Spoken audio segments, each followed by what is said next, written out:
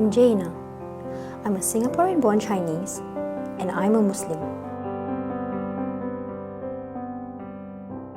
There was a point where I was actually thinking, if Islam is such a restrictive religion, why do people still stay in Islam? Why do people still join Islam?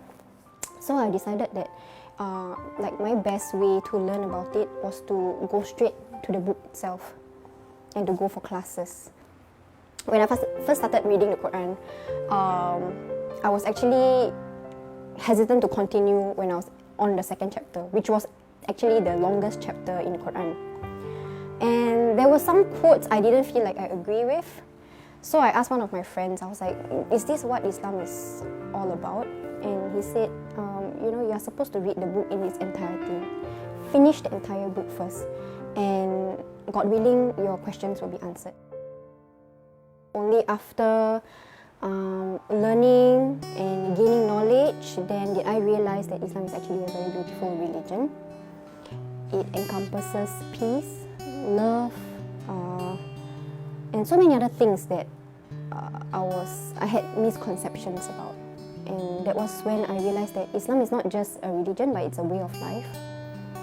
And after learning about it, I didn't think that I could go back to who I was before gaining all of that knowledge. And so I decided that it was a natural next step for me to embrace Islam. I'm actually very scared of my mother, if you all don't know. So I had to drop very subtle hints to her because I feel like this is a direction that I cannot pull away from. And I do that through cutting out pork from my life, cutting out non-halal meat from my life. She'll catch me reading the Quran before bed. I was dressing a lot more modestly because before that I was sexy, She didn't take well to it also. She was just like, I don't know that you're seeing a Malay boy. She didn't even come to my wedding, only my father did.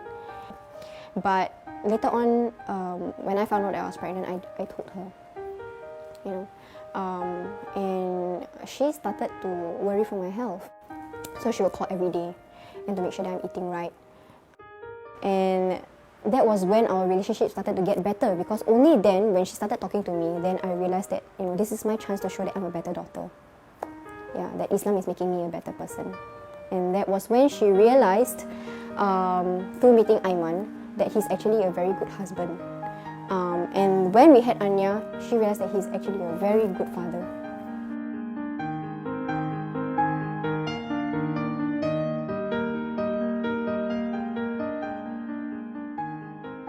Actually, I met him on flight. We were both flying then as cabin crew. We didn't talk to each other throughout the whole flight until later. And we decided to get to know one another better. Just for the record straight, she asked for my number, so yeah. Let's start with the good first. I like that he's always there to support me and tell me, you know what, it's okay.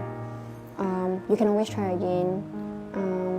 You know what, I know that you've had a bad day, then he will do little things to make me happy, like buy me McDonald's. Yeah. He will make me my coffee in the morning. He will be there to take over when things get rough with Anja, as in, when I'm exhausted. And I do breakfast in bed, okay, so yeah. Now comes the bad part, okay, so I don't understand it. I think probably temper. Sometimes I feel like he needs to rein it in. Not towards me. He's never angry towards me. He's never angry towards Anya. Knowing that he was a very bad-tempered person before he met me, he really mellowed down after we got together. Where do I start first? As a wife, I think I'm glad to have her as my wife, to be honest. Yeah, because I think I would be a lesser man without her, a lesser person without her. Yeah. So yeah. Like how I wouldn't be a man without my mother, I think she also made me the next level kind of man. So, and she made me a father. So for that, as a mother to my child, I think I think Anya couldn't get a better mother than her. having said that, she has a shortcoming. So, but you know, are we getting to that? Are we getting to that? No, not part of the question. I say, man, okay, I'm just kidding. Yeah. Shortcomings? No.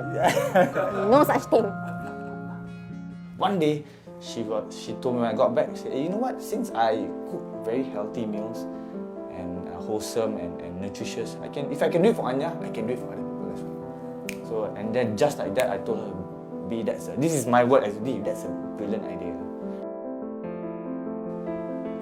So the first couple of years in a child's life is actually very important. It's vital for their growth.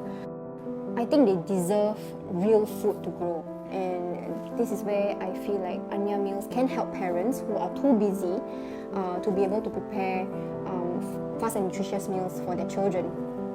And it's not just a convenient solution, but we also educate parents on the importance of nutrition, so that even if they do not purchase from us, they can take the knowledge and the know-how to prepare better meals for their children.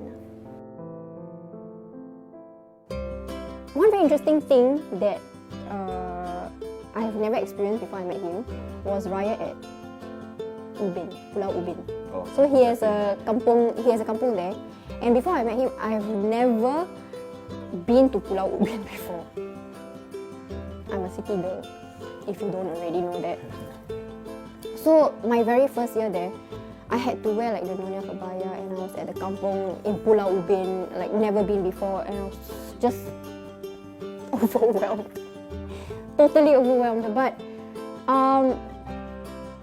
it's nice, it's good, it's rustic, and I really love that his family gathered together and everyone was just like having a good time and sharing good food and just talking to each other, and it's very different from my Chinese New Year celebrations. Yeah, and this is what I really like about Raya every year.